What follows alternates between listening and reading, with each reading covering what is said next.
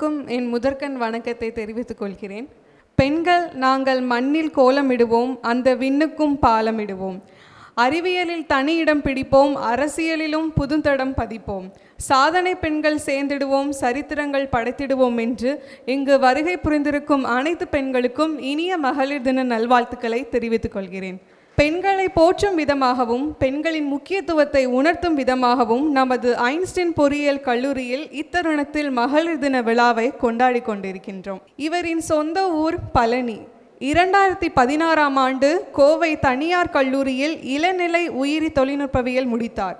பல்வேறு பன்னாட்டு நிறுவனங்களில் வேலைக்கான வாய்ப்பு கிடைத்தது. சமூகத்திற்காக இயங்க வேண்டும் என்ற நோக்கில் அவற்றை விடுத்து சென்னை டாக்டர் அம்பேத்கர் அரசு சட்டக் கல்லூரியில் இளநிலை சட்டம் பயின்றார். கல்லூரிக்கு சென்ற முதல் ஆண்டே சென்னை பாரிமுனையில் அமைந்த கல்லூரியை இடமாற்றம் செய்யக்கூடாது என்ற போராட்டம் தொடங்கி நீட் தேர்வு எதிர்ப்பு, காவிரி பிரச்சனை, ஸ்டெர்லைட் பிரச்சனை, புதிய கல்விக் கொள்கை எதிர்ப்பு, மாணவர்கள் உரிமை என்று போராட்ட களங்கள் நீண்டது. 2017ஆம் ஆண்டு திராவிட மாணவர் கழகத்தில் கூட்டு செயலாளராக பொறுப்பேற்றார். ஏறத்தாழ 50 கிராமங்களுக்கு பயணம் செய்து மாணவர்களுக்கு பெரியார், அம்பேத்கர் போன்ற தலைவர்கள் குறித்தும் சமத்துவ சிந்தனைகள் குறித்தும் விழிப்புணர்வு நிகழ்ச்சிகளை செய்தார். மேலும் இளநிலை சட்டப்படிப்பில் காட்சியங்கள் சட்டம் என்ற பாடப்பிரிவில் தங்கப்பதக்கமும் பெற்றார். மேலும் தஞ்சை பெரியார் மணியம்மை நிகர்நிலை பல்கலைக்கழகத்தில் டிப்ளமோ இன் பெரியார் தாட்ஸ் என்று ஓராண்டு பட்டப்படிப்பினையும் முடித்தார். தற்போது சென்னை உயர்நீதிமன்றத்தில் வழக்கறிஞராக பயிற்சி பெறுகிறார். சட்ட கல்லூரிகளில் மாணவர்களிடம் அறிவியல் மனப்பான்மை, சமத்துவம், பாலின சமத்துவம் குறித்த உரைகள் நிகழ்த்த சிறப்பு அழைப்பாளராகவும் அழைக்கப்பட்டிருக்கிறார். 2021ஆம் ஆண்டு திராவிட கழக மகளிர் பாசறை மாநில அமைப்பாளராகவும் பொறுப்பேற்றார். தொடர்ந்து பெண் விடுதலை குறித்து பல்வேறு தினசரிகள், மாத இதழ்களில் கட்டுரைகள் எழுதி வருகிறார். திராவிட கழகத்தின் தலைமை கழக பேச்சாளராகவும் இருக்கிறார். தமிழ்நாடு முழுவதும் பிரச்சார பயணங்களில் ஈடுபட்டுள்ளார்.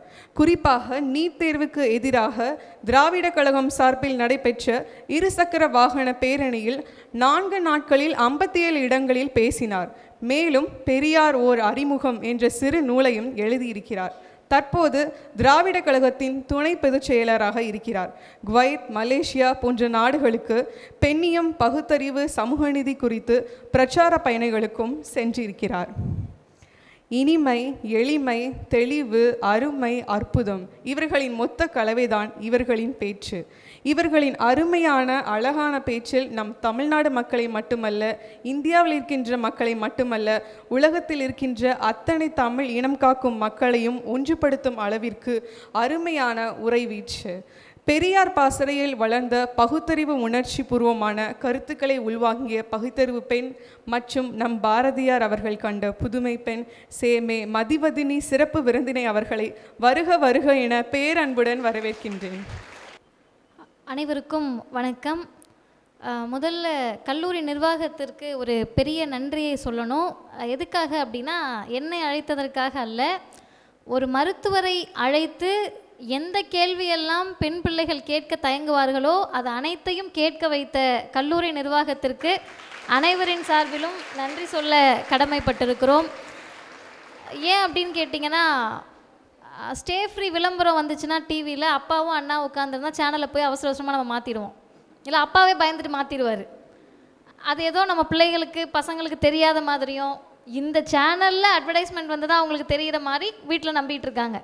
அதே போல் பார்த்தோம்னா, பையன் வந்து ஒரு புகைப்பிடிக்கிறான் அப்படின்னா தைரியமாக சிகரெட் வாங்கிட்டு ரோட்டில் போவான். நம்ம ஏதோ கொலை குத்தனம் பண்ண மாதிரி ஸ்டே ஃப்ரீயை ஒரு 4 நியூஸ் பேப்பரில் மடித்து அதுக்கு மேலே ஒரு 2 கவர் போட்டு பத்திரமா கூட்டிகிட்டு போயிட்டுருப்போம். ஆமாம் தானே? அப்படி இருக்கக்கூடிய சமூகத்தில் இது ரொம்ப எளிமையான, எல்லா பெண்களுக்கும் நடக்கக்கூடிய, இன்னும் சொல்லப்போனால் ஆண்களுக்கு இருக்கக்கூடிய அவங்களுடைய அம்மாவுக்கும் அக்காவுக்கும் நடக்கக்கூடிய ஒரு அறிவியல் சுழற்சி என்பதை ரொம்ப எளிமையாக புரிய வைத்த மருத்துவர் சகோதரி சாரதா அவர்களுக்கு அனைவரின் சார்பிலும் நன்றியை தெரிவித்துக் கொள்வோம். இந்த நிகழ்வில் மிக சிறப்பான ஒருங்கிணைப்பை செய்து கொண்டிருக்கக்கூடிய மாணவர்களுக்கும், இந்த நிகழ்வில் வரவேற்புரையாற்றிய முதல்வர் மதிப்பிற்குரிய சகோதரர் வேலாயுதம் அவர்களுக்கும், முதல்வர் சகோதரர் முருகேசன் அவர்களுக்கும், இந்த நிகழ்வை மட்டுமல்ல தொடர்ந்து மாணவர்களிடத்தில் ஏதாவது ஒரு நல்ல கருத்துக்களை கொண்டு போய் சேர்த்து விட வேண்டும் என்பதில் எப்போதும் முனைப்பாக இருக்கக்கூடிய கல்லூரியின் நிர்வாக அறங்காவலர் மரியாதைக்குரிய சகோதரர் மதிவாணன் அவர்களுக்கும், உங்கள் எல்லாருக்கும் இந்த தகவல் தெரியுமான்னு தெரியல, எனக்கு இது ரொம்ப ஆச்சரியமான தகவல். நிறைய பன்னாட்டு நிறுவனங்கள் எம்என்சி கம்பெனிலாம் திருநெல்வேலி தூத்துக்குடியில் இப்போது நாங்கள் வந்து இன்ஸ்டிடியூஷன்ஸ் ஆரம்பிக்கிறோம், பெண் பிள்ளைகளை வேலைக்கு எடுத்துக்கிறோம் அப்படின்னு சொல்லி மிக பிரபலமாக விளம்பரப்படுத்தி அதை ஒரு தனியார் நோக்கத்தோடு செய்து கொண்டிருக்கிறார்கள். ஆனால் சத்தமே இல்லாமல் ஏராளமான பெண்களை கல்வி முடித்த பிறகு அவர்களை நிறுவனங்களுக்குள் வேலைக்கு எடுக்கக்கூடிய மிகப்பெரிய அரும்பணியை கல்லூரியினுடைய செயலாளர் சகோதரர் எழில்வாணன் அவர்கள் செய்து கொண்டிருக்கிறார்.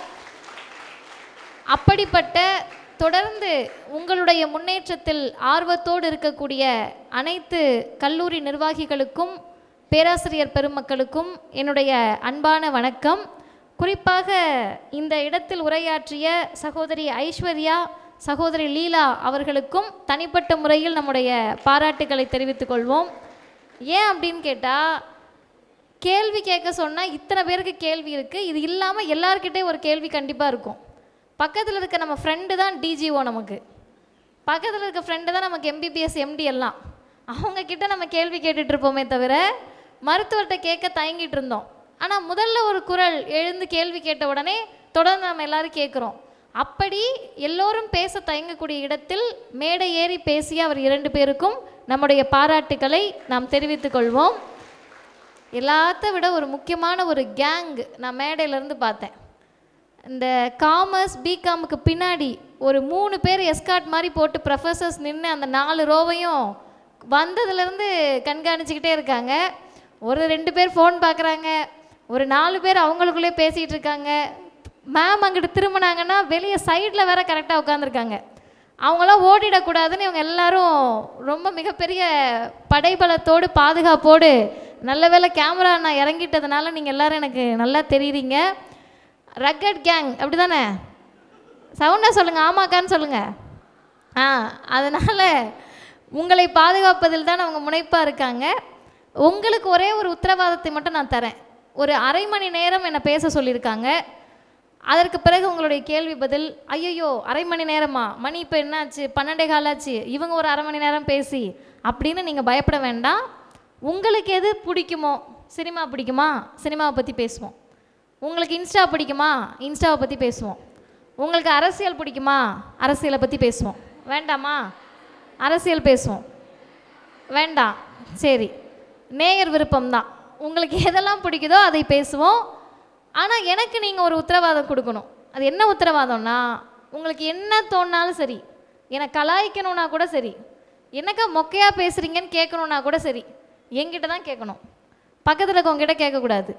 இந்த டீலுக்கு ஓகேன்னா நான் அரை மணி நேரம் மொக்க போடாமல் பேசுவேன். அப்படி இல்லை, நீங்கள் உங்கள் பக்கத்தில் தான் பேசுவீங்கன்னா கண்டிப்பாக அவங்க என்னை மைக் ஆஃப் பண்ண சொல்ல மாட்டாங்க, கதவையும் சாத்திடுவாங்க. நம்ம பாட்டு உட்காந்து நான் இது வரைக்கும் படித்தது, 27 வருஷமாக தெரிஞ்சுக்கிட்டது, உங்கள் முன்னாடி என்னை அறிவாளியாக காட்டிக்கிறதுக்காக மனப்பாடம் பண்ணதெல்லாம் ஒப்பிச்சுட்டு போயிடுவேன். அதனால் நம்ம வந்து சுமூகமாக ஒரு முடிவுக்கு வந்துடுவோம். Rugged gangs, soft gang, chocolate gang, எந்த கேங் இருந்தீங்கனாலும் சரி, ஒரு அரை மணி நேரம் ஜாலியாக பேசுவோம். ஓகேவா? முதல்ல மகளிர் தினம் எதுக்கு கொண்டாடுறோன்னே தெரியாமல் கொண்டாடிட்டுருப்போம் கொஞ்சம் பேர். இன்றைக்கி காலையில் எனக்கு ஒருத்தர் பதிவு அனுப்புனார். நல்ல வாய்ப்பாக அவரோட நம்பர் என்கிட்ட சேவில் இல்லை. இருந்திருந்தால் காலையில் அவருக்கு லெக்சர் கொடுத்துருப்பேன். உங்களுக்கு கொடுக்கறதுக்கு முன்னாடி என்ன தெரியுமா அனுப்புனார்? தாயாகி, சேயாகி, சகோதரியாகி, அப்புறம் பாட்டியாகி, மாமியாராகி, மருமகளாகி, இதெல்லாம் அனுப்பிட்டு இப்படி எல்லாரையும் பார்த்து கொள்ளக்கூடிய மகளிராக இருக்கக்கூடிய உங்களுக்கு மகளிர் தின வாழ்த்துக்கள்னு அனுப்புனார். இதோட ஒட்டுமொத்த ஒரே லைனில் நம்ம சொல்லணும்னா என்ன தெரியுமா? நல்ல வேலைக்காரியாக இருக்கக்கூடிய உனக்கு வாழ்த்துக்கள். அதானே அதோட அர்த்தம். அதுக்கு எதுக்கு அவ்வளோ பில்டப்பு? தாயாக இருந்த உடனே நீங்கள் என்ன ரெஸ்ட் எடுக்க விட போகிறீங்களா? மாமியார் ஆன பிறகு அந்த அம்மாவுக்கு என்ன ரோலு? மருமகளை எப்போ பாரு கொடுமைப்படுத்துறது தான் ரோலு. அப்போ இது எல்லாம் நமக்கு எங்கே காட்டுறாங்க? சினிமாவில் காட்டுறாங்க. இப்போ நம்ம அந்த சினிமாவிலேருந்து தொடங்குவோம். யாராவது 4 பேர் ஸ்டேஜுக்கு வந்தாலும் சரி, உங்களுக்கு வர கூச்சமாக இருந்தால் நான் கீழே வரேன்.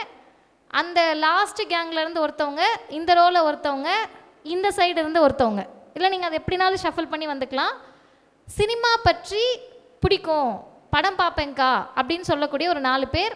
அவுட் ஆஃப் கொஷின்லாம் கேட்க மாட்டேன், சினிமாவை பற்றி தான் கேட்பேன். தாராளமாக நீங்கள் வரலாம். உங்களுக்கு பிடிச்ச, நான் கேள்வி ஃபுல்லாக கேட்டுறேன், அப்புறம் பதில் சொல்லுங்கள். உங்களுக்கு பிடிச்ச படம், ஓகேவா? அதுக்கு அடுத்து என்னென்னா, அந்த படத்தில் ஒரு ஹீரோ ஹீரோயின் இருப்பாங்கல்ல. இப்போ உங்களுக்கு சப்போஸ் விஜய் பிடிக்கும்னா விஜய் பிடிக்கும்னு மொட்டையாக சொல்லக்கூடாது. கில்லி படம் பிடிக்கும்னா கில்லி படத்தில் இருக்க விஜய் ஏன் பிடிக்கும்னு சொல்லணும். அந்த ஹீரோயினை ஏன் பிடிக்கும்னு சொல்லணும் அந்த படத்தில். கேள்வி புரிஞ்சுதா? டன். ஓகே, சொல்லுங்கள், ஆரம்பிங்க. இதே கல்லூரி படம் மாதிரி நீ சொல்லு மச்சான், நீ சொல்லு மச்சான், எவ்வளோண்ணா நீங்கள் சொல்லுங்கள். என் பேர் Poovarasi, BCom second year படிக்கேன். Okay, இப்போ ஆன்சர் சொல்லுங்கள். பிடிச்ச படம் தெரியலையா? யோசிச்சு சொல்கிறீங்களா? நீங்கள் சொல்லுங்கப்பா, நீ தானே கேங் லீடர், சொல்லு. பேர் என்ன? என் பேர் Mahesh, BA English second year. எனக்கு சுறா பிடிக்கும். சுறா? ஏன் பிடிக்கும்? ஹீரோ ஏன் பிடிக்கும்? ஹீரோ விஜய் தான். விஜய்னால பிடிக்குமா? அந்த படத்தில் என்ன பண்ணாரு? சரி இருங்க, திடீர்னு கேட்டால் என்ன சொல்லுவேன்? திடீர்னு கேட்டால் நான் முதல் நாளே அனுப்பிட முடியும் கேள்வியெல்லாம் உங்களுக்கு. சரி, அந்த படத்தில் விஜய் பிடிக்கும். ஓகே, அந்த படம் ஏன் பிடிக்கும் அதுவும் தெரியலையா? தமனா பிடிக்கும். தமனாவை பிடிச்சனால படத்தை பிடிக்கும். சரி, ஓகே. எனக்கு தான் இது டஃப்பான ரவுண்டு. சொல்லுங்கள், சீக்கிரம் சொல்லுங்கள். நான் கார்த்தியாயினி, ஃபைனல் இயர் சிஎஸ்சி. எனக்கு வந்து கில்லி படம் ரொம்ப பிடிக்கும். ஏன்னா அந்த படத்தில் தான் எனக்கு விஜய் அண்ணாவே பிடிக்க ஆரம்பிச்சது. ஏன் அப்படின்னா, முன்ன பின்ன தெரியாத ஒரு பொண்ணை வந்து காப்பாற்றி அப்படி. அடுத்து சொல்லுங்கள். விஜய் அண்ணாவை அந்த காரணத்துக்காக பிடிக்கும். ஆனால் த்ரிஷாவை சுத்தமாக பிடிக்காது. ஏன்னா எல்லா நேரத்துலையும் என்ன பண்ணிடுவாங்கன்னா, ஏதாவது ஒரு விஷயத்தில் மாட்டி விட்டுக்கிட்டே இருந்திருப்பாங்க. சரி, ஒரு விஷயத்தில் காப்பாற்றியாச்சு, அடுத்த சீன் போகலான்னு பார்த்தா இல்லை, அதுக்கு அடுத்த சீனில் மறுபடியும் ஏதாவது மாட்டிக்கிட்டு அண்ணனை கொத்து விட்டுருவாங்க. அதனால் த்ரிஷாவை பிடிக்காது. சரி, ஓகே, நல்ல கைத்தட்டுங்க, நேர்மையாக பதில் சொல்லிட்டாங்க. ஹீரோ கண்டிப்பாக சொல்லணுமா? இப்போ ரீசெண்டாக பார்க்கணும். என்ன உங்களுக்கு பிடிச்ச படமாக இருக்கலாம், படத்தில் ஹீரோ இருந்தாலும் சரி இல்லைனாலும் சரி, நம்ம ஒன்றும் பண்ண மாட்டோம். என் பேர் Anandavalli, third year BCom CS. இப்போ நான் ரீசெண்டாக வந்துட்டு த கேரளா ஸ்டோரிங்கிற மூவி பார்த்தேன். அது வந்துட்டு மூவி வந்துட்டு அந்த கேரளாவில் நடக்கிற ரியல் ஸ்டோரியவே மூவி ஆக்கியிருந்தாங்க. ஒரு பொண்ணு வந்துட்டு யாரையும் நம்பக்கூடாது, ஈஸியாக கன்வெர்ட் ஆகக்கூடாது அப்படிங்கிறத வந்து ஒரு ரியல் ஸ்டோரியாக சொல்லியிருந்தாங்க. அந்த மூவி வந்து ரொம்பவே இன்ஸ்பயர் ஆகிருந்துச்சு. கேர்ள்ஸ் எல்லாருமே கண்டிப்பாக பார்க்கலாம், அந்த மூவி கண்டிப்பாக பார்க்கணும். அதை இந்த கேரளா ஸ்டோரிங்கிற மூவியை பாருங்கள். தேங்க்யூ. கேரளா ஸ்டோரியில் என்னவா கன்வெர்ட் ஆவாங்க அவங்க வந்துட்டு என்னென்னா, முஸ்லீமாக வந்துட்டு ஒரு கேங் வந்துட்டு இருப்பாங்க. இஸ்லாமியர் வந்துட்டு என்ன பண்ணுவாங்கன்னா, அந்த கிறிஸ்டின்ஸ் ஹிந்துஸ் கேர்ள்ஸ் எல்லாம் என்ன பண்ணுவாங்கன்னா, முஸ்லீம்ஸாக கன்வெர்ட் ஆகி முஸ்லீம் தான் எல்லாமே அப்படிங்கிற மாதிரி நினைக்க வச்சு கன்வெர்ட் ஆகி. எனக்கு லாஸ்ட்டாக பிடிச்ச படம் வந்து இருகப்பற்று. ஓகே. அதில் வந்து ஒரு ரிலேஷன்ஷிப் எப்படி இருக்கணும்னு அதில் சொல்லுவாங்க. ஓகே, ரிலேஷன்ஷிப் எப்படி இருக்கணும்னா, அந்த பையன் பொண்ணு 2 பேரும் பொறுத்து போகணும், சண்டை வரக்கூடாது அப்படின்னு சொல்லுவாங்க. ஹீரோயின் பொறுத்து போடக்கூடாதா, 2 பேரும் பொறுத்து போகணும்? 2 பேருமே. இப்போ நீ சொல்லுமா, சுறா ஏமா பிடிக்கும்? தமனாவை பிடிக்கும், சுறாவை பிடிக்கும், அவ்வளோதான், முடிஞ்சிச்சு. சரி, ஓகே. நீங்கள் எல்லோரும் இப்போ இவங்க எல்லோரும் கை தட்டிடுங்க. இப்போ நான் கேட்ட கேள்வி வந்து உங்கள் எல்லாருக்குமே புரிஞ்சிருக்கும், அப்படி தானே? எல்லாருக்கும் புரிஞ்சிருக்கும். ஏன் கேட்டேன்றதை சொல்கிறேன். அதுக்கு முன்னாடி இவங்க சொன்ன 2 விஷயங்களில் சின்ன ஒரு திருத்தம் மட்டும் இருக்குது. நீங்கள் முன்னாடி போய் உட்காந்துக்கிறீங்களா? நான் அதை சொல்கிறேன். உங்கள் 4 பேருக்கும் தேங்க்ஸ்ப்பா. என்ன திருத்தம்னு கேட்டிங்கன்னா, முதல் விஷயம், அது படத்துக்கெல்லாம் அப்பாற்பட்டு ஏன் இந்த கேள்வியை கேட்டேன்னு சொல்கிறதுக்கு முன்னாடி, அவங்க சகோதரி வந்து கேரளா ஸ்டோரி பிடிக்கும் அப்படின்னு சொன்னாங்க. அதுக்கு அவங்க சொன்ன காரணம் வந்து, எளிமையாக பெண்கள் கன்வெர்ட் ஆகிடுறாங்க, அப்படி ஆகக்கூடாது, அது அந்த படம் சொல்லியிருக்குன்னு சொன்னாங்க. இதில் ஒரு பெரிய ஆபத்து இருக்குது. என்ன ஆபத்துன்னு கேட்டிங்கன்னா, அந்த படம் வந்தப்போ எங்களை போன்ற முற்போக்காளர்கள் அந்த படத்துக்கு எதிராக இருந்தோம். நான் இப்போ சொல்கிற கருத்தில் உங்களுக்கு கான்ட்ரவர்சி இருந்தால் நீங்கள் நான் பேசி முடித்த பிறகு நீங்கள் சொல்லலாம். அந்த படத்தை நான் முழுமையாக பார்க்கல, அவங்க பார்த்துருக்காங்க. ஒரு பொண்ணு இருக்காங்க, அந்த பொண்ணை வந்து முஸ்லீமாக கன்வெர்ட் பண்ணிடுறாங்க, மதம் மாற்றிடுறாங்க. இப்போ மதம் மாற்றின பிறகு முஸ்லீம் தான் எல்லான்னு அந்த பொண்ணு சொல்கிறாங்க அப்படின்னு சொல்கிறாங்க. நல்லா கேளுங்க, இதே மாதிரி ஒரு கான்செப்டில் ஒரு பொண்ணு இருக்காங்க, முஸ்லீம் பொண்ணாக இருக்காங்க, அந்த பொண்ணை பேசி பேசி ஹிந்துவாக மாற்றிடுறாங்க, ஹிந்துவிசம் தான் எல்லான்னு சொல்கிறாங்கன்னு இந்தியாவில் ஒரு படம் எடுக்க முடியுமா? முடியாதா? கண்டிப்பாக முடியாது. ஏன் முடியாது? ஹிந்துஸ் எல்லாரும் சேர்ந்து போராட்டம் பண்ணுவோம். அது எப்படி நாங்கள் மதம் மாத்திரம் தான் எங்களுக்கு வேலையா, எங்களுக்கு வேறு வேலை இல்லையான்னு கேட்போம். ஆனால் இஸ்லாமியர்களை பற்றி நம்மளால் சுலபமாக ஒரு தப்பாக படம் எடுக்க முடியுதுல்ல? ஏன் முடியுது? அவங்களால கேள்வி கேட்க முடியாது. கேள்வி கேட்டால் அவங்கள என்ன சொல்லிடுவோம்? நீ பாகிஸ்தானுக்கு போ அப்படின்னு சொல்லிடுவோம். அதனால் இஸ்லாமியர்களையும் கிறிஸ்தவர்களையும் பற்றி நமக்கே தெரியாமல் இப்போ பேசுனாங்கல்ல, அந்த பாப்பாவோட கருத்து அவங்க பார்வையில் உண்மையாகவே சரி. ஆனால் அவங்களுக்கு கிறிஸ்டியன் ஃப்ரெண்ட் இருக்காங்களாடா உனக்கு? நீங்கள் சொல்லுங்கள், கிறிஸ்டியன்ஸ் ஃப்ரெண்ட் இருக்காங்களா உங்களுக்கு? உங்ககிட்ட தான் கேட்குறேன். நீங்கள் தான் இல்லை இந்த கருத்தை சொன்னவங்க கிட்ட கேட்குறேன். உங்களுக்கு கிறிஸ்டியன்ஸ் ஃப்ரெண்ட் இருக்காங்கல்ல? ஓகே. முஸ்லீம்ஸ் ஃப்ரெண்ட் இருக்காங்கல்ல? டன்.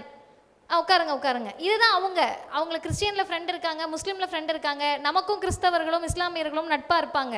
ஆனால் நம்ம மனசில் நமக்கே தெரியாமல் என்ன பண்ணுவாங்கன்னா மதம் மாற்றுறாங்கன்னு. அப்படி ஒன்றும் நடக்கலைப்பா. ஏன் நடக்கலை அப்படின்னு கேட்டிங்கன்னா, நான் ஒரு வழக்கறிஞர். கான்ஸ்டியூஷன் ஆஃப் இந்தியா உங்கள் எல்லாருக்கும் தெரியும், இந்திய அரசமைப்பு சட்டம். அதில் ஆர்டிக்கிள் 25னு ஒன்று இருக்குது. கூகுள் எல்லாரும் வச்சுருப்பீங்க, உடனே கூகுள் எடுத்துடக்கூடாது. நீங்கள் முடித்த பிறகு போய் பார்த்தீங்கன்னா தெரியும். ஆர்டிக்கிள் 25 என்னென்னா, right to freedom of religion. எந்த மதத்தை நான் பின்பற்ற வேண்டும் அப்படின்றத முடிவு செய்வதற்கான உரிமை. இப்போ எனக்கு கடவுள் நம்பிக்கை கிடையாது, இது என்னோட உரிமை. இப்போ சாரதா மேம் ஒருவேளை ஹிந்துவாக இருக்காங்கன்னா அது அவங்களோட உரிமை. எழில்வாணன் சார் கிறிஸ்டியனாக இருக்காருன்னா அது அவரோட உரிமை. இல்லை எனக்கு கிறிஸ்டியானிட்டி பிடிக்கலை, நான் ஹிந்துவாக மாறுறேன்னா அது என்னோட உரிமை. இல்லை எனக்கு ஹிந்து பிடிக்கல, நான் முஸ்லீமாக மாறுறேன்னா அது என்னோட உரிமை. இப்போ எந்த இடத்துல நமக்கு அந்த கான்செப்ட் வருதுன்னா, பிரியாணி கொடுக்குறாங்க, கேக்கு கொடுக்குறாங்க, அதனால மாறிட்டாங்கன்னா அது நம்ம மக்களை நம்மளே அசிங்கப்படுத்துகிற வேலை.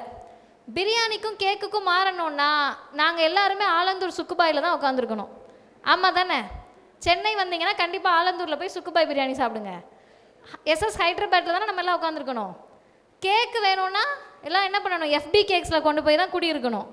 அப்போது உணவுக்காக ஒரு மனிதர் மதம் மாறுறாங்கன்னா மாறிட்டு போட்டுமே, நமக்கு அதை கொடுக்கறதுக்கு வழி இல்லாதனால தானே வேற ஒருத்தர் கொடுக்குறனால மாறுறாங்க. ஆமாவா இல்லையா? நம்ம கொடுத்தா அவங்க எதுக்கு மாற போகிறாங்க? அப்போ இதில் கூட ஒரு ஆண் மதம் மாறுற மாதிரி கேரளா ஸ்டோரியில் காட்டலை.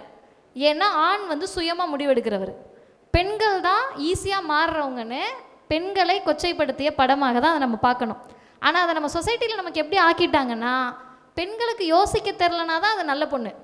சீரியல் பார்ப்பீங்கள்ல, சார் சார் சார்னு அவர் பின்னாடியே சுற்றுற பொண்ணு தான் நல்ல பொண்ணு, பவ்யமான பொண்ணு. எதிர்த்து கேள்வி கேட்குறவங்க யார்? வில்லி. கேள்வி கேட்கக்கூடிய பெண்ணை வில்லியாகவும், ஆமாசாமி போடுற பெண்ணை ஹீரோயினாகவும் மாற்றி வச்சுருக்க சமூகம் இது ஒன்று.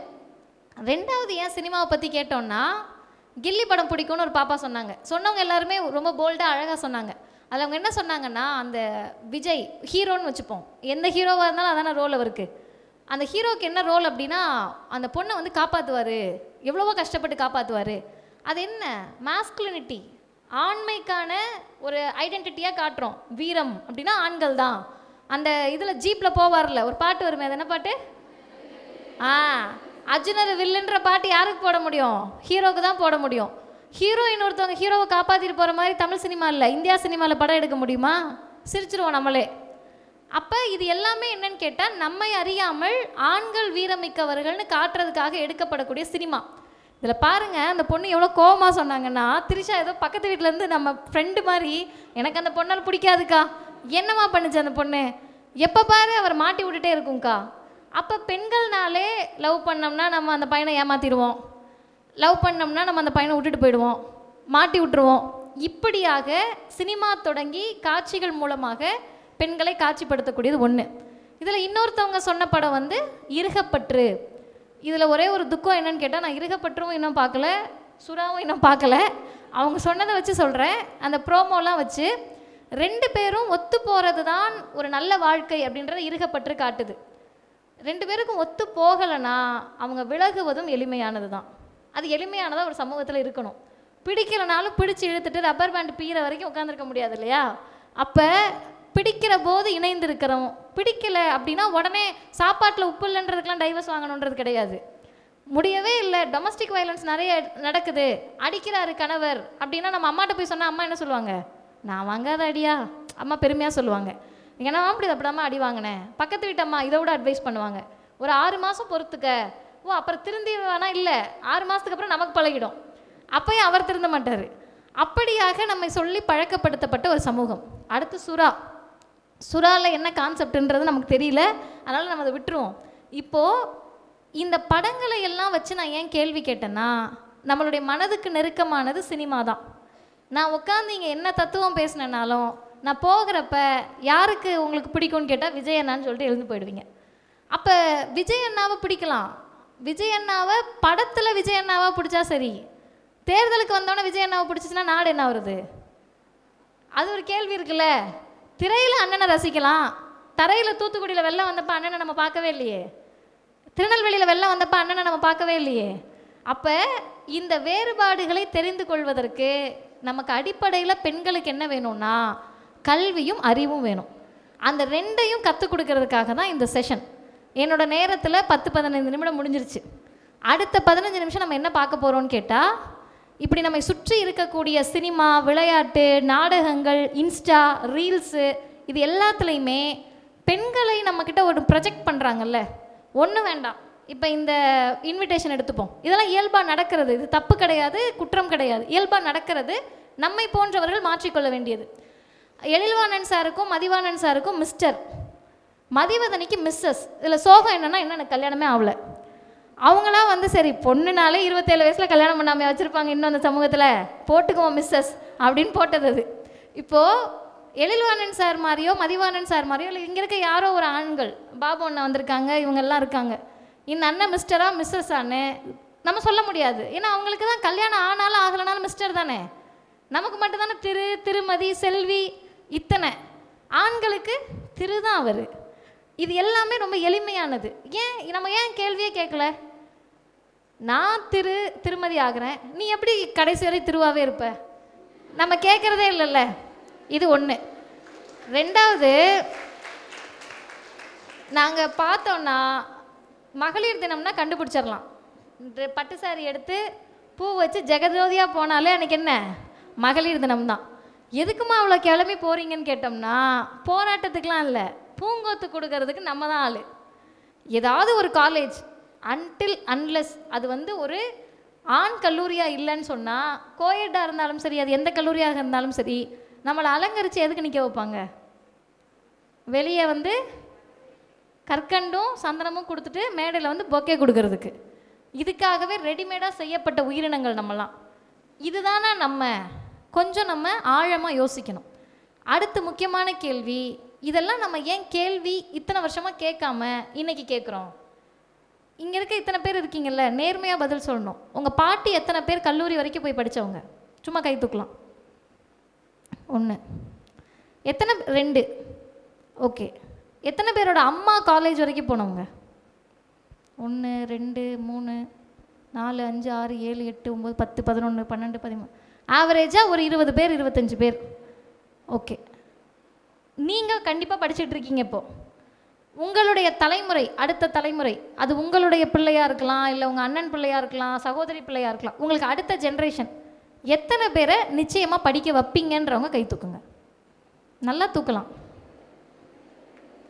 கை தட்டுங்க. ஏன்னா நம்மளோட பாட்டி ஒருத்தர் தான் படிச்சிருக்காங்க, 2 பேர் தான் படிச்சிருக்காங்க 700 பேர் இருக்கக்கூடிய ஒரு அறையில். அம்மா 25 பேர் தான் படிச்சிருக்காங்க, 10% கூட கிடையாது. அப்படி தானே? நம்ம படிக்கிறோம், நமக்கு அடுத்த தலைமுறை படிக்க வைக்கக்கூடாதுன்னு யாராவது சொன்னால், அது யூனியன் கவர்மெண்ட்டே சொன்னால் கூட விட முடியாதுன்னு சொல்கிறோம்ல. அதுக்கு தான் பெண்களுடைய கல்வியும் அறிவும் நமக்கு தேவை. இப்போ நம்ம படிச்சுட்டோம்ப்பா, வேலைக்கு வந்துட்டோம், அப்புறம் எதுக்குக்கா அந்த பொண்ணு உங்களை இன்ட்ரோ கொடுக்குறப்ப நீங்கள் ஊராக போய் பெண் உரிமை பேசிக்கிட்டு இருக்கீங்களே, எதுக்கு பேசுகிறீங்கன்னு உங்களுக்கு தோணணும்ல. படிச்சுட்டோம், வேலைக்கு போகிறோம், எல்லாமே ஓகேவாக இருக்குது, ஃபோன் இருக்குது, சீஃப் கெஸ்ட் பேசிக்கிட்டு இருந்தால் கூட ஃபோன் யூஸ் பண்ணுற அளவுக்கு நமக்கு உரிமை இருக்குது. இதுக்கு மேலே என்னக்கா உங்களுக்கு வேணும் அப்படின்னு நீங்கள் நினைக்கலாம். 2 நாளைக்கு முன்னாடி புதுச்சேரியில் நடந்த சம்பவம் உங்கள் எல்லாருக்கும் தெரியும். நான் வந்து மேடையில் இவ்வளோ பேசுகிறேன், தைரியமாக இருக்கும், வீரமாக இருக்கும், தனியாக வரோம் போகிறோம், ஆனால் நான் லிட்ரலாக என்னால் அழுகையை அடக்க முடியல. உடஞ்சி என்னோட நண்பர்கிட்ட உட்காந்து 1 மணி நேரம் அழுது முடித்த பிறகு தான் எனக்கு ரிலீஃப் ஆகுது. அப்போ இது ஏன் யாரோ ஒரு பொண்ணு தானே அப்படின்னு நம்மளால் எடுத்துக்க முடியுமா? முடிஞ்சது அவங்களால முடியக்கூடாது. அப்படி நம்ம யாரோ ஒருத்தர் நினச்சோம்னா நம்ம மனிதத்தன்மையை ஏதோ ஒரு இடத்துல இழந்துட்டுருக்கோன்னு அர்த்தம். ஆனால் இதே சமூகத்தில் அதெல்லாம் ஒன்றும் இல்லைப்பா, சின்ன பொண்ணை இன்றைக்கும் பேசுகிறாங்க, அந்த பொண்ணு அவனை கூப்பிட்டா எதுக்கு போகுது, யார் 9 வயசு பாப்பா. இப்படி பேசக்கூடியவர்கள் சமூகத்துக்கு ஆபத்தானவர்களா நல்லவர்களா? ரொம்ப மோசமானவங்க, ஆபத்தானவங்க. அப்போ நம்ம படித்தாலும் சரி படிக்கலைனாலும் சரி, விண்வெளிக்கு போனாலும் சரி, வீட்டில் இருந்தாலும் சரி, நம்மளை யாராக பார்க்குறாங்க இந்த சமூகம்னு சொன்னால் ஒரு பாலியல் பண்டமாக தான் பார்க்குறாங்க. நம்ம சொல்லாடல்களை பாருங்களேன், ரொம்ப சாதாரணமாக சொல்கிறோம். 9 வயசு பொண்ணை கற்பழிச்சிட்டாங்க, 8 வயசு பொண்ணை கற்பழிச்சிட்டாங்க. எப்படி சார் கற்பு அழியும் 9 வயசு குழந்தைக்கு? 9 வயசு பிள்ளைக்கு முதல் கற்பு எங்கே இருக்கும்? அப்போ அந்த ஆளோட கற்பு என்னாச்சு? இந்த வார்த்தைகள் அபாண்டமானது, அவமானமானதா இல்லையா? இந்த வார்த்தையெல்லாம் நம்ம பயன்படுத்தலாமா? கற்பு இருந்தால் தானே அழியும். எதை சொல்லுவீங்க நீங்கள் கற்புன்னு? கண் இருக்குது, கை இருக்குது, காது இருக்குது, மூக்கு இருக்குது, கற்பு எங்கே இருக்குது? நமக்கு தெரியாது. அப்போ நம்ம சொல்ல வேண்டிய சொல்லாடல்கள் அது பாலியல் வன்கொடுமை, பாலியல் குற்றங்கள், பெண்கள் மீதான பாலியல் அத்துமீறல்கள். குற்ற உணர்வே இல்லாமல் நம்முடைய சமூகத்தில் மரணித்த பெண் பிள்ளைகளை பற்றி தான் இன்னமும் நம்ம பேசிக்கிட்டு இருக்கோம். நிர்பயா என்ன தெரியுமா சொன்னாங்க? டிவியில் உட்காந்து விவாதம் பண்ணுறவங்கலாம் இந்த மதம் மாத்துறாங்கன்ற ஒரு கோஷ்டிஸ் இருக்கும், நம்மளை நம்ப வச்சுட்டு இருப்பாங்க. அந்த கோஷ்டியெல்லாம் என்ன பேசுவாங்கன்னா, உங்கள் வீடு பக்கம் கூட அவங்களாம் வருவாங்க காவி துணியெல்லாம் போட்டுட்டு. அவங்க உட்காந்து டிவியில் பேசினாங்க, குட்டப்பாவாடை போட்டுட்டு போனால் ரேப் நடக்காதான்னு கேட்டாங்க. இந்த கேள்வி உண்மையாகவே நியாயமானதா உங்களில் சில பேர்த்துக்கு படலாம், நம்மளோட ஆடை அப்படி இருக்கிறதுனால தான் சொல்லி. இதே சமூகத்தில் புடவை தானே ட்ரெடிஷ்னல் ட்ரெஸ்ஸுன்னு சொல்கிறோம், புடவை தானே ரொம்ப நீட்டான ட்ரெஸ்ஸுன்னு சொல்கிறோம். புடவை கட்டிட்டு போகிற பொண்ணுங்களை விட்டுறாங்களா அவங்க? அப்படியே அம்மா வந்துட்டாங்கம்மா, கடவுளே இறங்கி வந்துட்டாங்கம்மான்னு பார்க்குறாங்களா? கிடையாது. 8 வயசு ஆசிஃபாக்கு ட்ரெஸ்ஸுனா என்னன்னு தெரியுமாப்பா? ட்ரெஸ்ஸுனா இதுதான் தெரியுமா அந்த குழந்தைக்கு? 3 வயசு ஹாசினி சென்னையில், அந்த குழந்தைக்கு ஆடைனால என்னன்னு தெரியாது, அம்மா பார்த்து போட்டு விடுறதா அந்த பொண்ணுக்கு ஆடை. அந்த பொண்ணை கூட வன்புணர்வு செய்ய முடியுதுன்னா நம்ம சமூகம் இன்னமும் என்ன பண்ணிகிட்டு இருக்கோம்னா விக்டிம்ஸ் கிட்ட பேசிக்கிட்டு இருக்கோம். இப்போ நான் பண்ணுறேன் பாருங்கள், பாதிக்கப்படுறது நீங்கள் தான், உங்ககிட்டயே பேசிக்கிட்டு இருக்கோம். நம்ம யார்கிட்ட பேசணும்? ஆண்கள் கிட்ட உட்காந்து பேசணும். பார்த்துப்போமான்னு உங்ககிட்ட 100 தடவை சொல்கிறதுக்கு முன்னாடி ஒரு தடவையாவது இடிக்காமல் போயிட்டு வாப்பான்னு யார்கிட்ட சொல்லணும்? ஆண் பிள்ளைகள்கிட்ட சொல்லணும். இதை இந்த இடத்தில் உங்ககிட்ட ஏன் சொல்கிறோன்னா நல்லா புரிஞ்சுக்கணும். இங்கே இருக்கிறவங்கெல்லாம் 20 வயதில் இருப்பீங்களா? 20 வயதுக்குள்ளே இருப்பீங்க. மாஸ்டர்ஸ் பண்ணுறவங்களா இருந்தீங்கன்னா 22 வயதுக்குள்ளே இருப்பீங்க. நமக்கு முன்னாடி தலைமுறை புதுச்சேரி சம்பவத்தில் 59 வயசு ஒருத்தரும் 19 வயசு ஒருத்தனும் இருக்காங்கன்னு சொல்கிறாங்கல்ல. இந்த 59 வயசு ஆளை இனிமேல் நம்மளால் திருத்த முடியாது. ஏன்னா அது அவரோட மரபணுலேயே ஊறி போனது. ஒழுக்கமின்மை, பொம்பளை பிள்ளை எப்படினாலும் நீ பயன்படுத்தலான்றது தலைமுறையாக இங்கே இருக்கக்கூடிய ஆதிக்க சமூகம் அவங்கக்கிட்ட சொல்லி கொடுத்தது. ஆனால் அந்த 19 வயசுக்காரனை இனிமேல் தப்பு பண்ணாமல் தடுக்க முடியுமா? நம்மளால் பேசினா முடியும். அப்போ இங்கே இருக்கக்கூடிய ஆண் பிள்ளைகளை இனிமே, அது உங்கள் தம்பியாக இருக்கலாம், உங்கள் அண்ணனாக இருக்கலாம், உங்களுக்கு பிறக்கக்கூடிய குழந்தையாக இருக்கலாம், உங்கள் பக்கத்து வீட்டுக்கார பையனாக இருக்கலாம், அவர்களை இந்த சமூகம்னா இதுதான்ப்பா அப்படின்னு உரையாடலை நிகழ்த்துவதற்காக தான் உங்ககிட்ட பேசுகிறோம். இதை கேட்டுட்டு நீங்கள் அப்படியே கலைஞ்சு போயிடணுன்றதுக்காக கிடையாது.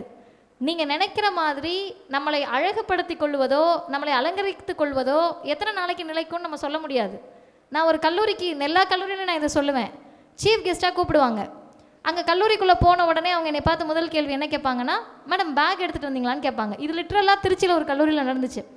எதுக்கு சார் பேக்கு? நான் ரெடி ஆகிட்டு வந்துட்டேன், அண்ணன் வீட்டிலேருந்து வரேன்னு சொன்னேன். இல்லை மற்றவங்க சீஃப் கெஸ்ட்லாம் இங்கே வந்து ரெடி ஆவாங்கன்னாங்க. இல்லை சார் நான் வந்துட்டேன்னு இதே மாதிரி வழக்கம் போல் ஒரு கருப்பு ட்ரெஸ்ஸு போயாச்சு. அங்கே போன பிறகு தான் எனக்கு தோணுச்சு, ஒரு பெண் பேச்சாளர் வராங்கனாலே அவங்களுக்கு இவங்க ஒரு ரெடிமேடாக ஒரு தாட் வச்சுருக்காங்க. இப்படி தான் அவங்க வருவாங்க, அவங்க வந்தாங்கன்னா இனிமையாக தான் பேசுவாங்க. இந்த எல்லாருமே ஸ்பீச் காம்படிஷனுக்கு 2 டைலாக் வச்சுருப்போம்ல. என்ன வச்சுருப்போம்? முதல் வரி என்ன மகளிர் தினத்தில்? மங்கையராய் பிறப்பதற்கே நல்ல மாதவம், நல்லா செஞ்ச மாதவம். யோசிச்சு பாருங்க, இவ்வளோ தவம் செஞ்சு இப்படி சாவடிக்கிறாங்களே, தவமே செய்யாமல் இருந்திருந்தா நம்ம நிலைமை என்ன இருக்கும் பாருங்க. அப்போ இப்படியாக பேசணும் அப்படின்னு நினைப்பாங்க. இப்போ நான் சொன்னேன், பெண்கள்னாலே ஒரு பட்டுப்புடவை பூ வச்சுட்டு அவங்க வந்து ஒரு ரொம்ப ட்ரெடிஷ்னலாக இருக்கணும் அப்படின்னு நீங்கள் நினைக்கிறீங்க. அது கிடையாது. எனக்கு எது தேவை என்ற தேர்வை நான் முடிவு செய்கிறேன்ல, அதுதானே மகளிர் தினமாக இருக்க முடியும். எனக்கு என்ன உரிமை, எனக்கு என்ன ஆடை, எனக்கு என்ன பேச்சுன்றதை நான் டிசைட் பண்ணணும்ல. இதை தான் உங்களுடைய கல்லூரியில் ரொம்ப அழகாக my voice my right my strength, என் குரல் என் உரிமை என் வலிமை. இதில் என்ன சிக்கல்னா, அந்த குரல் எந்த குரலாக இருக்கணும்? பிற்போக்கான குரலாக இருந்துடக்கூடாது. நம்ம இன்னைக்கு பிற்போக்கு சமூகத்தில் வளர்ந்துக்கிட்டு இருக்கோம். பொம்பளை பிள்ளைங்க 22 வயசு 23 வயசில் தென்பகுதியில் என்ன பண்ணி வச்சுருவாங்க? கல்யாணம் பண்ணி வச்சுருவாங்க. இன்றைக்கி உங்கள் பேரெல்லாம் பாருங்கள், நர்மதா இருக்கீங்க, லீலா இருக்கீங்க, வந்த பொண்ணுங்க இருக்கீங்க. யாராவது உங்கள் பேர்லாம் சொல்லுங்கள், ரேண்டமாக சொல்லுங்கள், சத்தமாக சொல்லுங்கள். மருது கேட்கலப்பா. முத்தமிழ், ரேவதி, பேர் சொல்லுங்க. சந்தியா, சுரேகா. நீங்கள் குழந்தை வளருது, ஸ்கூல் போகுது, காலேஜ் போகுது, காலேஜ் போனோன்னா வேலைக்கு போகணும், வேலைக்கு போனோன்னா விருப்பப்பட்டால் திருமணம் பண்ணிக்கணும். இதுதானே ஒரு சைக்கிள். ஆனால் பெண்களுக்கு இந்த சைக்கிள் இப்படி மாறும். படிக்கிறோம், வேலைக்கு காலேஜ் போகிறோம், வேலைக்கு போகிறோம், திருமணம் பண்ணுறோமான்னா இது யார் டிசைட் பண்ணுவா? வீட்டில் இருக்கவங்க டிசைட் பண்ணுவாங்க. வீட்டில் இருக்கவங்க சும்மா இருந்தாலும் எத்த வீட்டில் இருக்க சிசிடிவி கேமரா சும்மா இருக்காது. அந்த பொண்ணை நீ என்னமா வீட்டில் வச்சிட்டு இருக்க, அவர் நமக்கு சோறு போடுற மாதிரி கவலைப்படுவாங்க. அப்போ இவர்களிடத்தில் நம்ம எப்படி தான் தைரியமாக இருக்கிறது, துணிச்சலாக இருக்கிறது? நான் ஒரு கல்லூரியில் ஒரு பொண்ணு என்கிட்ட கேள்வியே கேட்டுச்சு. அக்கா, நீங்கள் வந்து பேசிட்டு போயிடுறீங்க, இதெல்லாம் நான் வீட்டில் போய் சொன்னேன்னா சோறு போட மாட்டாங்கக்கா, நீங்கள் சொல்கிறதெல்லாம் நான் வீட்டில் போய் செய்ய முடியாது, என்ன பண்ணுறதுன்னு கேட்டாங்க. நியாயமான கேள்வி தானே. நான் என்னுடைய குடும்ப பின்னணியாக இருக்கலாம், இல்லை நான் வளர்ந்த விதமாக இருக்கலாம், நான் சமூகத்தை பற்றி தெரிந்து கொண்ட செய்தியாக இருக்கலாம், வழக்கறிஞராக இருக்கேன்ற தைரியமாக இருக்கலாம், திராவிடர் கழகத்தில் இருக்கேன்ற தெம்பாக இருக்கலாம், பெரியாரை வாசிச்சேன்ற மிகப்பெரிய ஸ்ட்ரென்த் என்கிட்ட இருக்கலாம், அதனால் நான் தைரியமாக பேசலாம். இப்படி இருக்கக்கூடிய பெண் பிள்ளைகள், முதல் தலைமுறையாக வரக்கூடியவங்க, கிராமத்திலேருந்து வரக்கூடியவங்க, தென்பகுதியிலேருந்து வரக்கூடியவங்க, நீங்கள் எப்படி தைரியமாக இருக்க முடியும், இருக்கணும்? அந்த கேள்விக்கான பதிலை மட்டும் சொல்லி நான் நிறைவு செய்கிறேன். அதுக்கு பிறகு உங்களுடைய கேள்விகளுக்கு நம்ம உரையாடல் இது பண்ணலாம். முதல் விஷயம்ப்பா, மை வாய்ஸ். அப்போ முதல் கேள்வி, உங்கள் குரல். உங்கள் குரல் எந்த குரலாக இருக்கணும்னு சொன்னால் ஆதிக்கத்துக்கு எதிரான குரலாக இருக்கணும். அந்த ஆதிக்கம் எந்த வகையில் இருந்தாலும் எதிர்க்கணும். ஒரு 2 பேர் காதல் திருமணம் பண்ணுறாங்க, வேறு ஜாதியாக இருக்காங்கன்னு கொலை பண்ணுறாங்கன்னு சொன்னால் அது நம்முடைய ஜாதியை சார்ந்தவரே அந்த கொலையை செய்தாலும் நம்ம எதிர்த்து தான் நிற்கணும். ஏன் நம்ம எதிர்த்து நிற்கணும்? ஆம்பளை பையன் லவ் பண்ணி கல்யாணம் பண்ணிட்டானே நீங்கள் கொலை நடக்கிறதில்ல, பெண் எப்படி கல்யாணம் பண்ணலாம்? அதில் 2 கேள்வி. முதல் கேள்வி, சுயமாக நீ எப்படி முடிவெடுக்கலாம்? அதுதான் முதல் கேள்வி. உனக்கு பிடிச்ச பையனை கல்யாணம் பண்ணுற அளவுக்கு உனக்கு திமிரு வந்துருச்சா? அது ஒன்று. 2வது என்ன தெரியுமா? நம்மளை எவ்வளோ பாசமாக வளர்க்குறாங்க வீட்டில், கொஞ்சம் கொஞ்சம் வளர்க்குறாங்களா? வயசுக்கு வந்து இல்லையா, சூப்பர், நேர்மையாக அந்த பொண்ணாக்கா, அதெல்லாம் இல்லைக்கா அப்படின்னு. ஆமாம், நிறைய பேர் வீட்டில் பொம்பளை பிள்ளைனா எரிச்சலாக வளர்ப்பாங்க. சில பேர் வீட்டில் என்ன வளர்ப்பாங்கன்னா, நம்ம தான் மகாலட்சுமி, நம்ம பிறந்த உடனே தான் அப்பாவுக்கு எல்லாம் வந்துருச்சுன்னுவாங்க. அது உண்மையாக பொய்யான்னு நமக்கு தெரியாது. அதே பிள்ளை வளர்ந்துக்கிட்டே இருக்கிறப்ப வயதுக்கு வந்த உடனே, பருவம் எய்திய உடனே கொஞ்சம் கொஞ்சமாக அதெல்லாம் மாறும், டோன்லாம் மாறும். கல்யாண வயது வந்தவன் நேற்று வரைக்கும் இருந்த அப்பாவா இவர் டக்குன்னு எம்டனாக மாறிட்டாருன்ற மாதிரி இருப்பார். அப்போ இந்த அப்பா அம்மார்களுக்கு சமூகத்துக்கு என்ன கவலை அப்படின்னா, நமக்கு துணி வாங்கி தராங்கல்ல, நமக்கு அழகழகாக ட்ரெஸ்ஸு வாங்கி தந்து படிக்க வைக்கிறாங்கல்ல, இதெல்லாம் எதுக்கு தெரியுமா? ஜாதியை நம்ம தான் பாதுகாக்கணும். உங்கள் ஜாதி குழந்தை பிறக்குதுல்ல, அந்த குழந்தை எந்த ஜாதியாக பிறக்கணுன்றதை நம்ம தானே டிசைட் பண்ணுறோம். அப்போ இந்த ஜாதியில் தான் இந்த குழந்தை பிறக்கணுன்றதுக்காக நம்மளை பாதுகாப்பாக வளர்க்குறாங்க.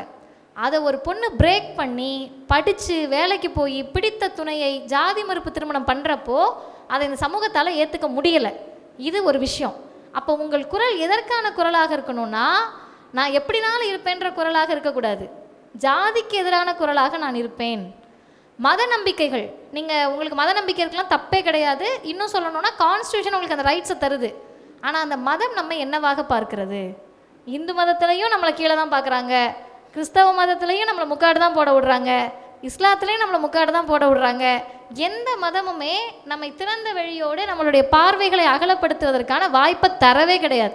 அப்போ அந்த மதத்தில் இருக்கக்கூடிய அடிமைகளுக்கு எதிராக நீங்கள் இருக்கணும். பாலின வேற்றுமை, பெண்களுக்கு எதிராக நம்ம இவ்வளோ பேசுகிறோம்ல, ஆதரவாக இவ்வளோ பேசுகிறோம்ல, ரோட்டில் ஒரு திருநங்கையை பார்த்தா நம்ம எப்படி பார்ப்போம்? கேவலமாக தானே பார்க்குறோம். காசு கேட்க வந்துடுவாங்கன்னு தானே பார்க்குறோம்.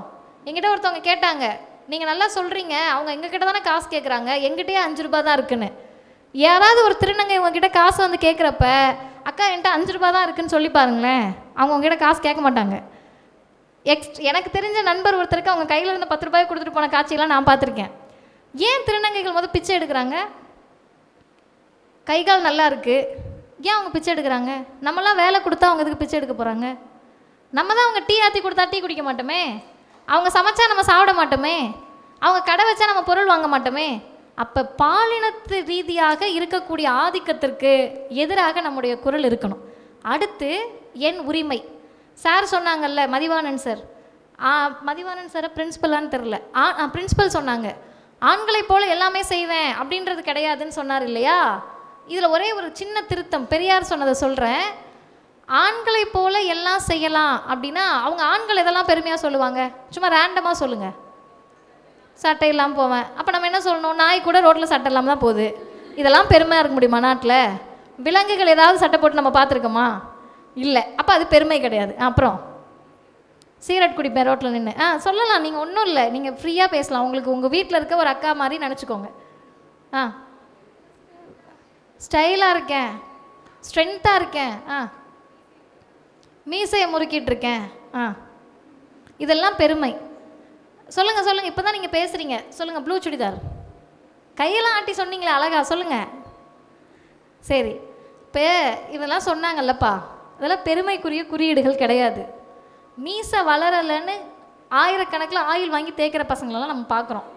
அப்போ இது இவங்க முயற்சியால் வளர்றது கிடையாது, தன்னாப்பில் அது வளர விட்டுட்டு இருக்காங்க. அதனால் இதில் வந்து ஒரு பெருமை கிடையாது. மீசை என்பதில் பெருமை கிடையாது. சட்டை இல்லாமல் சுற்றுவேன்றது ஒழுக்கமின்மையுடைய குறியீடு.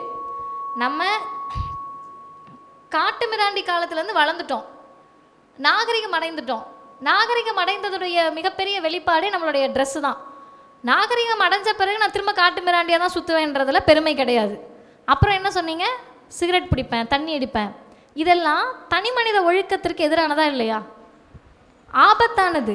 தனி மனித ஒழுக்கன்றதை சார்ந்து உடலுக்கு ரொம்ப ஆபத்தானது. அப்போ ஆண்கள் செய்யக்கூடிய இதெல்லாம் செய்வோம் அப்படின்றதுல ஒருபோதும் பெருமை இருக்கவே முடியாது. அப்போ பெரியார் ஒரே வார்த்தையில் என்ன சொல்கிறாருன்னா, ஒழுக்கம் என்பது, நல்லா கேட்கணும், இதோட நம்ம முடிக்கலாம். ஒழுக்கம் என்பது இருபாலருக்கும், உலகத்தில் உள்ள மக்கள்னு பெரியார் சொல்கிறாரு, இருபாலர்னு சொல்லலை. ஒழுக்கம் என்பது உலகத்தில் உள்ள எல்லா மக்களுக்கும் பொதுவானதாக இருக்க வேண்டும். இப்போ அடுத்து உங்களுக்கு ஒரு கேள்வி வரணும், ஒழுக்கம்னா என்ன? ஒருத்தருக்கு ஒரு ஒழுக்கம் தானே. இப்போ மேமுக்கு சாரி கட்டுற பொண்ணு தான் ஒழுக்கமாக இருப்பாங்க, எனக்கு அந்த பொண்ணுக்கு என்ன பிடிச்சிருக்கோ அதை போடுற பொண்ணு தான் ஒழுக்கமாக இருப்பாங்க. ஒருத்தருக்கு முடியை விரிச்சு விடுற பொண்ணை பார்த்தா அடங்காப்பிடாரி மாதிரி இருக்கும், எனக்கு அந்த பொண்ணு முடியை வெட்டிட்டு இருந்தால் சே நல்லா இருக்காங்களே அப்படின்னு தோணும். இப்போ ஒருத்தருக்கும் ஒழுக்கம் மாறும். ஒழுக்கம்னா என்னன்னு திருவள்ளுவர்கிட்ட கேட்டோம்னா திருவள்ளுவர் என்ன சொல்கிறாரு? 10 குறள் சொல்கிறாரு, ஒரு அதிகாரமே சொல்கிறாரு. ஆனால் ஒழுக்கம்னா என்னென்னு மீனிங் வந்து திருக்குறளில் இல்லை. பெரியார் ஒழுக்கத்தை அழகாக டிஃபைன் பண்ணுறாரு. ஒழுக்கம் என்பது, நல்லா கேட்கணும், பிறர் உன்னிடத்தில் எப்படி நடந்து கொள்ள வேண்டும் என்று நீ நினைக்கிறாயோ அதே போல் நீயும் மற்றவரிடத்தில் நடந்து கொள்வது தான் ஒழுக்கம். இப்போ நான் ஹால்குள்ளே வரேன், வந்த உடனே மேடமை பார்த்து சிரிக்கிறேன், அவங்கள பார்த்து வணக்கம் வைக்கிறேன். மேம் திரும்ப எனக்கு வணக்கம் வைக்கணும், ஹேண்ட் ஷேக் பண்ணணும், சிரிக்கணும் அப்படின்றதான இயல்பு. அதை விட்டுட்டு அவங்க ஹேண்ட் ஷேக் பண்ணுறப்ப நான் முறைச்சிக்கிட்டே இருந்துட்டு அவங்க என்கிட்ட மரியாதையாக நடந்துக்கணும்னு நான் நினச்சா அது சரியானதா? இல்லை. இப்போ நான் ஒருத்தவங்க கிட்ட ரொம்ப நல்ல விதமாக நடந்துக்கணும்னு நினச்சா நான் எப்படி நடக்கணும்? அதே போல் நடக்கணும். இப்போ ஆண்கள் ஒரு சிகரெட் பிடிக்கிறதோ புகை பிடிக்கிறதோ தண்ணி அடிக்கிறதோ தப்புன்னு நம்ம நினச்சா நம்ம தனி மனித ஒழுக்கத்தில் எவ்வளோ சிறந்தவர்களாக இருக்கணும்? நம்ம சிறந்தவர்களாக இருந்தால்தான் மற்றவர்களை கேள்வி கேட்க முடியும். அப்படிப்பட்ட ஒரு சிறந்த பெண்களாக எப்படி உருவாகிறது? இதான் மை வாய்ஸ், மை ரைட்ஸ் என்னன்றதை நம்ம முடிவு பண்ணணும். 3வது மை ஸ்ட்ரென்த். நம்மளுடைய வலிமை அப்படின்றது 100% நம்மளுடைய உடலில் கிடையாது. ஆண்கள் வலிமையானவர்கள், அவர் 10 பேர்த்த அடிச்சிருவார் அப்படின்னு நம்பி அவரோட போயிடாதீங்க. ஒருத்தரை கூட அடிக்க மாட்டாங்க, பின்வாசல் வழியாக ஓடிடுவாங்க. நீங்கள் ஒருவேளை இந்த பையன் எனக்கு பிடிச்ச பையன், ஏன்னா இந்த ஏஜில் இதெல்லாம் நடக்கிறது தான், ரொம்ப எளிமையாக பேசுவோம், அவனை நம்பி நான் எங்கேனாலும் போகலாம். அவர் என்ன பாக்ஸரா? டெய்லி ட்ரைன் பண்ணிகிட்டு இருக்காரா? ஒன்றும் கிடையாது. அவர் இன்ஸ்டாலேயோ ஃபேஸ்புக்லேயோ நம்ம நம்பரை வாங்கி பேசி அப்படியே பேசிகிட்டு இருப்பார் சும்மா வேலை இல்லாமல். அவரை நம்பி நம்ம போக முடியாது. அப்போ உடல் வலிமை என்பதை தாண்டி பெண்களுக்கு அதிகம் தேவையானது மன வலிமை, மென்டல் ஸ்ட்ரென்த் அப்படின்றது ரொம்ப முக்கியம். சரி, நம்ம வீக்கர் செக்ஸ்னு சொல்கிறாங்களே, நம்ம உடல் வலிமையற்றவர்களா அப்படின்னு கேட்டிங்கன்னா நிச்சயமாக பெண்கள் வீக்கர் செக்ஸாக இருக்க முடியாது. அப்போ ஆசிரியர் யாருன்னு கேட்டிங்கன்னா, இப்போ திராவிடர் கழகம்னு என்ன சொன்னாங்கல்ல, எங்களுடைய கழகத்துடைய தலைவர், அவர் பேர் வீரமணி. அவர் வந்து ரொம்ப அழகாக ஒரு விஷயம் சொன்னார். நான் இன்ஸ்பயர் ஆனேன், உங்களுக்கும் அது பிடிக்கும்னு நம்புகிறேன். நம்மளை பார்த்து வீக்கர் செக்ஸ்னு சொல்கிறாங்களே, இது எப்படி எடுத்துக்கிறதுன்னு அவர்கிட்ட ஒரு பொண்ணு கேள்வி கேட்டாங்க. அதுக்கு அவர் சொன்னார், நீங்கள் வீக்கர் அப்படின்னா வீக்கஸ்ட் ஒன்று இருக்கும்ல, அதுதான் ஆண்களாக இருப்பார்கள் அப்படின்னு சொன்னார். அப்போ இந்த வீக்கருக்கும் வீக்கஸ்ட் அப்படின்றதுக்கும் என்ன வித்தியாசம்னு கேட்டிங்கன்னா, குழந்தைய நம்ம தான் பெற்றெடுக்கிறோம், நம்மளால் வலியை தாங்க முடியுது, இது எல்லாமே ஓகே. இதை தாண்டி நல்லா பார்த்தீங்கன்னா, இப்போ நான் சிங்கிள் பேரண்ட், எங்கள் அப்பா கிடையாது, அம்மா இருக்காங்க. எங்கள் அம்மா வந்து ஒரு ரிட்டையர்டு ஹெச்எம். அவங்க தான் என்னோட 10வது படிக்கிறப்ப 15 வயசில் எங்கள் அப்பா இறக்குறாரு.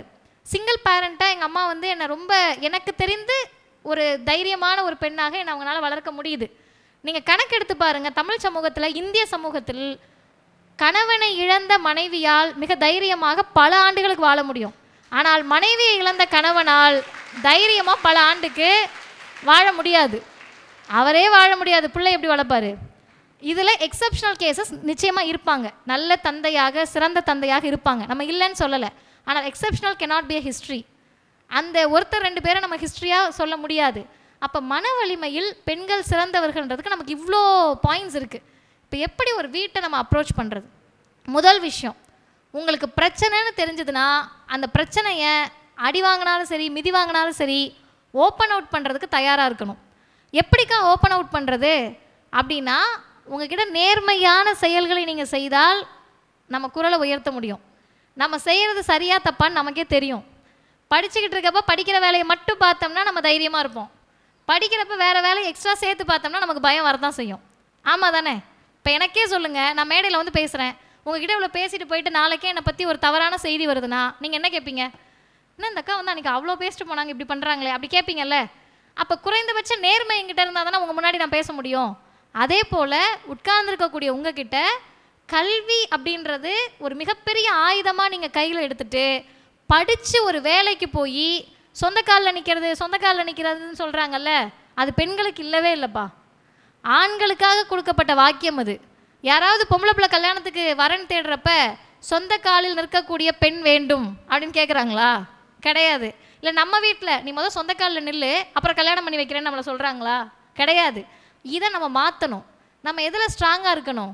படித்து முடிச்சுட்டேன், நான் வேலைக்கு போகணும், என் கையில் நான் சம்பாதிக்கணும், அதற்கு பிறகு தான் நான் திருமணத்துக்கு தயாராவேன் அப்படின்றதுல நம்ம ரொம்ப உறுதியாக இருக்கணும். இதெல்லாம் எதுக்குக்கா? எனக்கு ஒரு டிகிரி போதும், நான் வீட்டில் பார்க்குறவங்கள கல்யாணம் பண்ணிக்கிறேன்னு சொன்னால் நீங்கள் தாராளமாக பண்ணிக்கலாம், எதனாலும் செய்யலாம், அது உங்கள் உரிமை.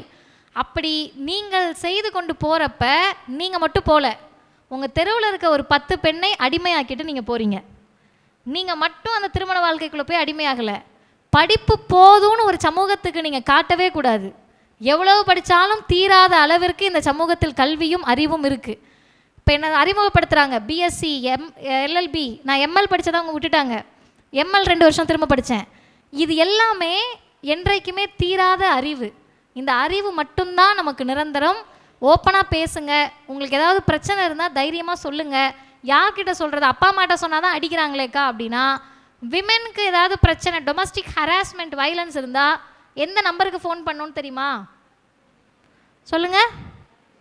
1098 வந்து குழந்தைகளுக்கானது, சரியானது, குழந்தைகளுக்கு. ஓகே, 1098. குழந்தைகளுக்கு ஏதாவது பிரச்சனைனா ஃபோன் பண்ணலாம். 18 வயதுக்கு மேல் இருக்கக்கூடிய பெண்களுக்கு ஹராஸ்மெண்ட் இல்லை எனக்கு ஏதோ சிக்கல் அப்படின்னா நீங்கள் எந்த நம்பருக்கு கால் பண்ணணும்? நோட் பண்ணி வச்சுக்கணும். 181 இந்த நம்பருக்கு நீங்கள் கால் பண்ணியே ஆகணும். இது எதுக்காகனா, பிரச்சனை வர்றப்ப அப்பா அம்மாட்ட சொல்ல பயமாக இருக்குது. உங்களுக்குன்னு உற்ற நண்பர் இருப்பாங்க. நண்பர் அப்படின்னா ஆண் பெண் 2 பேரும் சேர்த்து. நம்ம சமூகத்தில் வந்து இருவிகுதியே பெண்ணுக்கு இல்லாமல் பண்ணிட்டோம், அப்படி தானே? பேராசிரியர், இது ஆண் பாலா பெண் பாலா? சத்தமாக சொல்லுங்கள்.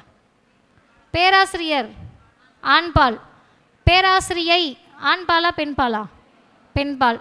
தலைமை ஆசிரியர், தலைமை ஆசிரியை மாணவர், மாணவி, யார் தப்பாக எடுத்துக்காதீங்க.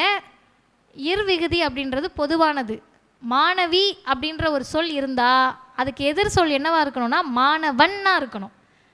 இன் விகுதி ஆணுக்கானது, இல் விகுதி பெண்ணுக்கானது, இர்விகுதி பொதுவானது. ஆனால் நம்ம என்ன பண்ணி வச்சிட்டோம்னா மரியாதைக்குரிய சொற்கள் எல்லாம் பொம்பளை பிள்ளைக்கு இல்லாமல் ஆக்கி வச்சிட்டோம். தலைமை ஆசிரியை அப்படின்ற ஒரு சொல்லே தமிழில் கிடையாது, தலைமை ஆசிரியர் தான். மாணவர் அப்படின்னா 2 பேரும் மாணவர்கள் தான். மாணவ மாணவிகளே அப்படின்லாம் சொல்லக்கூடாது. நம்ம மரியாதைக்கு உரித்தானவர்கள், நமக்கு மரியாதை கிடைத்தே ஆகணும். அப்போ சொல்லாடல்களில் கூட நம்ம மாற்றங்களை ஏற்படுத்தி ஆகணும். அப்போ உங்களுக்கு ஒரு பிரச்சனை அப்படின்னா நண்பர்கள்ட்ட சொல்லணும். நண்பர்கள்ட்ட சொல்ல முடியலன்னா எங்களை போன்ற பெண்களுக்காக வேலை செய்யக்கூடியவர்களுடைய தொடர்பு எண்ணை எப்படியாவது வாங்கி எங்கள் மூலமாக நீங்கள் பேசணும். ஒருபோதும் பிரச்சனையில் சிக்கிக்கிட்டோம்னா முடங்கி வீட்டுக்குள்ளே காலேஜுக்கு போகாமல் உட்காரக்கூடாது. திருநெல்வேலி லா காலேஜில் 5th இயர் படிக்கிற ஒரு பொண்ணு, லாஸ்ட் மந்த் அந்த பொண்ணுக்கு வந்து இதெல்லாமே நீங்கள் தெரிஞ்சுக்க வேண்டியது, வேறு யாரும் உங்களுக்கு இதெல்லாம் சொல்ல முடியாது. ஒரு பையன் அந்த பொண்ணை தொடர்ந்து பின்தொடர்றான், பேசுகிறாங்க, ஒரு மாதம் பேசுகிறாங்க. இந்த பொண்ணோட ஃபோட்டோ வச்சு அந்த பையன் பயமுறுத்துறான். என்ன சொல்கிறான்னா, எவ்வளோ கிளவர் பாருங்கள் பசங்க, நீ கல்லூரிக்கு போகக்கூடாது, நீ கல்லூரிக்கு போனேன்னா உன் ஃபோட்டோவை வெளியிட்டுருவேன்னு சொல்கிறான். அவன் நியாயமானவனாக இருந்தால் என்ன சொல்லியிருக்கணும், ஒன்று பிடிக்கலைன்னா விட்டுறணும். நீ படிக்கக்கூடாதுன்னு சொல்கிறாங்கன்னா அப்போ ஆண்களுக்கு எது பிரச்சனையாக இருக்குது, நம்ம அறிவு தான் பிரச்சனையாக இருக்குது. அப்போ அதை சொல்கிறப்ப அந்த பொண்ணு ரொம்ப முடங்கி போயிட்டு காலேஜ் போல் ஹாஸ்டல்லேருந்து வீட்டுக்கு போயிடுறாங்க. அவங்க வீட்டிலேருந்து நமக்கு ஃபோன் பண்ணுறாங்க. இப்போ நம்ம என்ன தெரியுமா சொன்னோம், ஃபோட்டோ இருக்குது, உங்களோட ஃபோட்டோ, அது எந்த ஃபோட்டோ, நீங்கள் வச்சுருக்க டிபியாக இருக்கட்டும் இல்லை வச்ச ஸ்டேட்டஸாக இருக்கட்டும், அதை ஒரு பையன் எடுத்துடுறான்ப்பா. அதிகபட்சம் அந்த பையன் என்ன பண்ண முடியாத, மார்ஃபிங் பண்ண முடியும், நம்மளை வந்து வேறு மாதிரி ப்ரொஜெக்ட் பண்ணி காட்ட முடியும். இதான பண்ண முடியும், வேறு என்ன பண்ண முடியும், வேறு ஒன்றும் பண்ண முடியாது. யோசிங்க, லாஸ்ட் ஆப்ஷன் என்ன அவனுக்கு, ஒரு 10 பேத்துக்கு ஷேர் பண்ணலாம், சோஷியல் மீடியாவில் போடலாம், இதான பண்ண முடியும். அவனை கண்டுபிடிச்சி ஜெயிலுக்கு போயிட்டானா அவனுக்கு வாழ்க்கை இருக்கா? ஆனால் மார்ஃபிங் பண்ணவங்க வீடியோவை போட்ட பிறகு உங்களுக்கு வாழ்க்கை இருக்குல்ல, அதனால நம்ம வாழ்க்கை முடிய போகிறது கிடையாதுல்ல. பொள்ளாச்சியில் கொத்து கொத்த அத்தனை பெண்கள் எதுக்காக செத்தாங்க, என் உடலை அவங்க பார்த்துட்டாங்க, அதை காட்டிட்டாங்கன்னு தான்.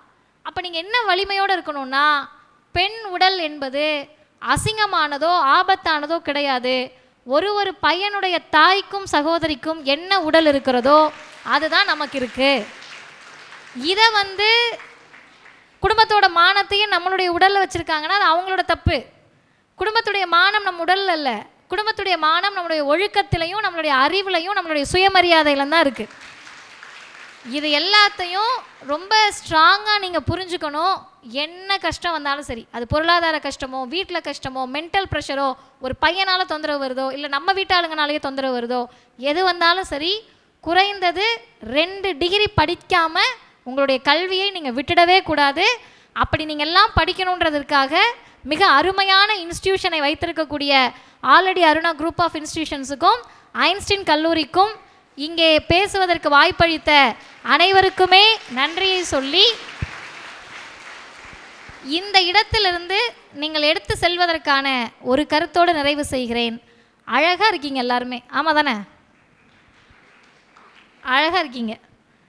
எதை வச்சு நான் உங்களை பார்த்து அழகாக இருக்கீங்கன்னு சொல்கிறேன்?